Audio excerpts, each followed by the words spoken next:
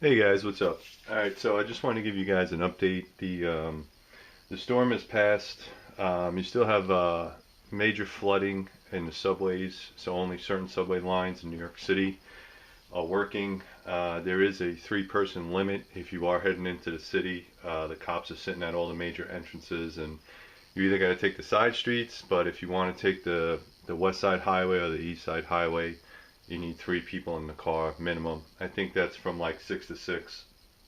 So it doesn't really affect me because I work at night anyway. But I think we had something like 20 people die in New York City from drownings or electric shock. City took a hit. It's a hurricane, but we're resilient. New Yorkers are resilient, and we'll survive. And I want to thank everybody for sending their prayers out to me. We did very well here. Myself, my friends, were in an area that wasn't hit very badly. We did have some trees down and some power outages, but other than that, we pretty much got away with it unscathed. My shop didn't flood, which was great, and everybody's great. So yesterday was Halloween. Happy Halloween to everybody. We did have trick-or-treaters that came around, which was nice because the mayor did shut down the Greenwich Village Halloween Day Parade. If you don't know, it's this big, huge parade that goes on in Greenwich Village all the way downtown. And he canceled that due to safety concerns. And New Jersey canceled Halloween completely. So New Jersey's in bad shape, guys. It's mostly underwater. So, um, you know, it is what it is. I mean, it's Halloween. It's good for the kids, but at least everybody was okay, and it brought up some spirits, which was great. All right, so now on to knife making. Basically, what I've been doing is I've been cleaning up the knives that I have and the custom orders that I have. And you can see there's a pretty decent assortment of blades on the table here. A lot of them are the ones that I'm trying to get out. I'm trying to clean them up and get them out before the new product comes in. The new product that's coming in, I have about 70 or 80 blades.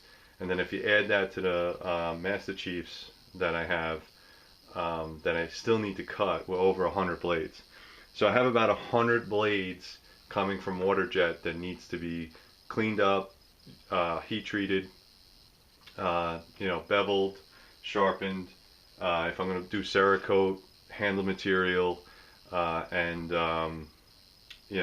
make sheets for them. So it's a lot of work for over 100 blades for just myself with only 2 days a week to work on them.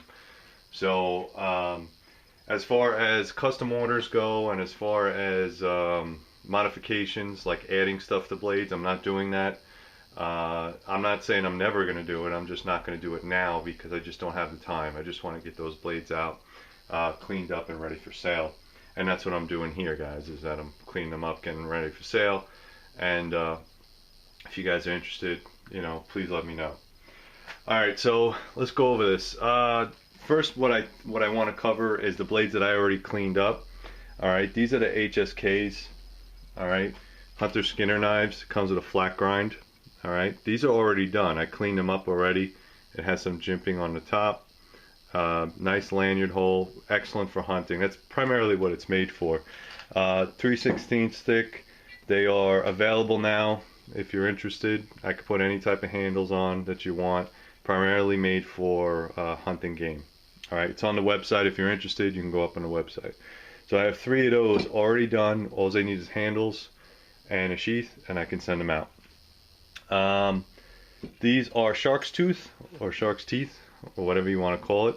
High flat grind. They clean this up. This is an 1/8 of an inch thick, as you can see right there. They're not very thick, but these are the last remaining 2 that I have. What I do is I cord wrap them in between here, and then this is like a bottle opener. Very nice little thin, nice little blade. If you're interested, I have 2 of those left. Caduce, I have 2 that are done, and I have 2 that I got to finish. 3/16, 1095. All right, nice flat grind. You know how I like to work that. This is already done. Cleaned up, ready to go. I mean, it's got some smuts on there, but that's from the oil. All right, so I have 2 of those that are done, and I have 2 more that I got to clean up. So you can see the major difference in the Caduceus. Okay, so it does take a long time to do it. I have a couple pygmy vipers left. I have 3 of them I got to clean. I do have 1 walkabout left. All right, the oldest stuff is up on the website if you're interested. This is just sandblasted. I was messing around with sandblast.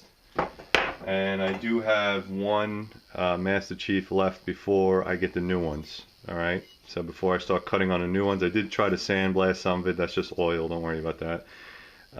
So I have 1 Master Chief left. If anybody's interested in that, you can go up to the website.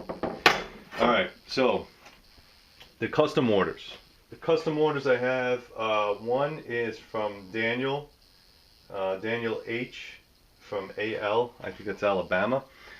He wanted a custom Wakizashi set. Okay, I guess he's a combat veteran, his son's a combat veteran, and he wanted a sword / knife companion made basically for combat, and this is what I came up with. All right, this is 5160 spring steel. All right, it's about 1/4 of an inch. I'm sorry, an inch and hold on. Let me get you some stats here. Let me make this right. Right, it's about an inch and 1/4 thickness. The blade length on this is 16 inches. The overall is 24 inches. So it's a very long knife, or sword for that matter. The thickness on this is 1/4. You can see that, 1/4 inch thick. And I drilled some extra holes in there to lighten up the handle. All right, it has a guard on there. Now normally with a traditional guard, what you would do is you would put some type of round or square or brass piece or metal piece, but because this is a combat Wakizashi, I didn't want to add anything extra that could come loose in the field or be a hindrance. Myself being a combat veteran, I know that the more parts you add onto something, the more likely it is to fall apart. So I tried to incorporate a little bit of a guard there, you know, to help with strike blows or just hand protection. And what I'm going to do with this is I'm going to add some micarta, you know, handle on that. Some of the features I built on this, if you can see it, was it thins out here and then it gets thicker at the end, and that's supposed to help from your hand from slipping. Okay, you can get a hand and a half normally, what it's called. So you can see that. Let's see if I can do it on this side. Do it left-handed. All right, you can put 2 hands on there if you wanted to use it that way. More than likely it's going to be a one-handed type of sword, but you can use 2 if you needed to. And you do have enough handle. I mean, that's a pretty decent handle for any size hand. Okay, and some of you combat fighters will appreciate that little extra to use as a rake or a grip. Has a back swedge on it. You can see that. All right, and also ideally what I was thinking of doing was with the holes in the guard, and maybe putting holes 1, 2, 3 in the handle. I was thinking of doing see-through, tubes, and then this way, if you really wanted to make this a spear, you'd have another, you know, 16-inch spear at the end of your stick if you needed to. All right, that's really hand-to-hand combat. I'd rather have a sword. I'd rather have a spear than a sword. You got some reach on it. All right, so that's the Wakizashi, and this is the companion knife. All right, same type of style, same steel, 5160. The overall on this is 1 foot, and then the blade is, I want to say 6 inches. Yeah, 6 inches. All right, so 6-inch blade, 6-inch handle, and again, same type of style. You have the holes there, 1, 2, 3 holes there, back swedge, really nice. Now you can see that the saber grind up here is a little bit bigger than this one. I will adjust that on the sword because I didn't want to do it now because of heat treat. Usually when you heat treat a longer blade, it just gets warped and messed up, so I'd rather than beat the hell out of it and straighten it out and then put the nice saber grind on it than I can. But overall, same type of style. You have more than enough handle space, so if you need to. Okay, it's got the guard already there. All right, really nice. And again, you could probably use this as a spear point if you wanted to, but that's it, guys. That's the companion set. Like I said, that was a custom order. It took a long time to do that. I mean, if you're interested in something like that, you're looking at probably about $1,000 for the set. All right, just because it just takes so long to make something like that and to make them so similar. The other one, custom order, was for David. David from Texas. Basically, all he wanted was a Cadu, but he wanted in 1/4 inch thick. So I finished that. All right. This wasn't that hard to make, obviously, because I have the template. So I didn't really make it up by, any particular means other than just follow my template. And it is a thick piece of steel. 5160 steel. He wants green. I think green handles on there and a green Kydex sheath. No big deal. So that's done there. And the other one is out to heat treat. Mitch, this is the barbecue. Was it the barbecue Bushman knife? That's out at heat treat. Now, again, like I said, all my guys are in New Jersey, and New Jersey's underwater, so it's going to take a long time to get it here. But once they wade their way out, I'm sure I'll get my blades back from heat treat. I'm sorry, is in Pennsylvania, I should say. So, everything in the mail has slowed down. And lastly, what I wanted to cover, this is the new knife design that I came up with. And this is what I'm calling the last ditch. All right.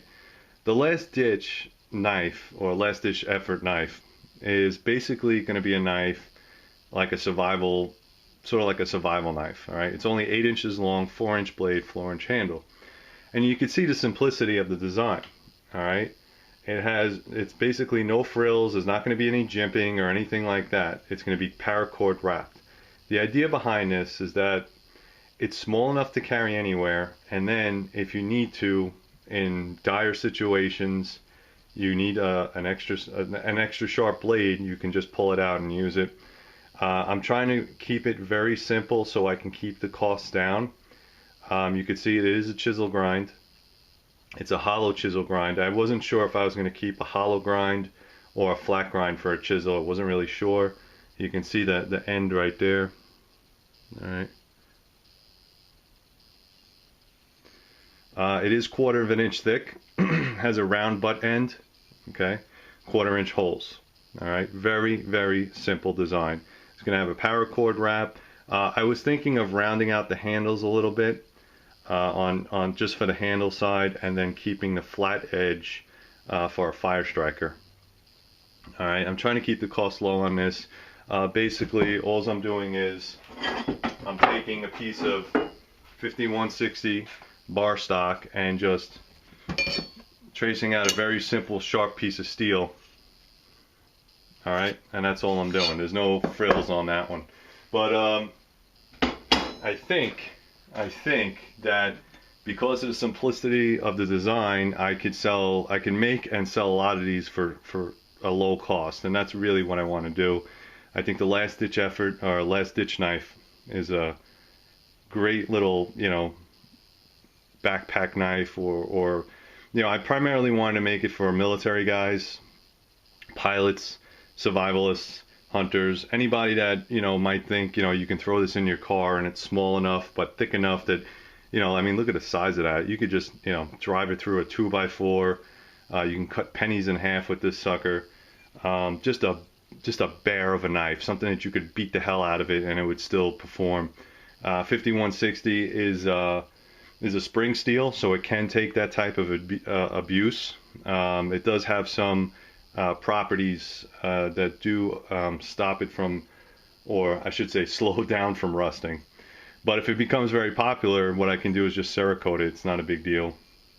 But again, I left enough thickness on there to see if the heat treaters are going to warp this one. I don't think so. I mean, that's pretty thick, but that's what it's going to be. It's going to be a chisel ground knife, 8 inches overall, 4-inch, and really something simple, small, fast, and efficient.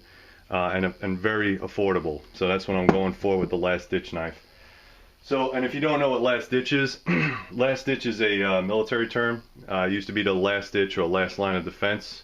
Popular. I think it started in the 1800s. Basically, they would build trenches, and the last trench or the last ditch before they got into the compound or into your CP was the last ditch effort. So that's where that came from. All right, so if you guys are interested, let me know. I might put this up on the website just to see how people feel about it. If you're interested in that knife, let me know. Like I said, these are all for sale. You can go up to the website and check it out. And I'm still working on the Wounded Warriors knife. I didn't get a chance to do that just because I'm trying to clean up all the other stock. But if you're interested, go up to the Wounded Warriors website. I'll put the link down below. You can deposit $10 and I'll put you in a raffle for a knife, or you can try to win that knife if you are trying to outbid somebody. So thank you again, guys. Appreciate all the support. Stay safe out there. Oh, go to 3riverblades.com.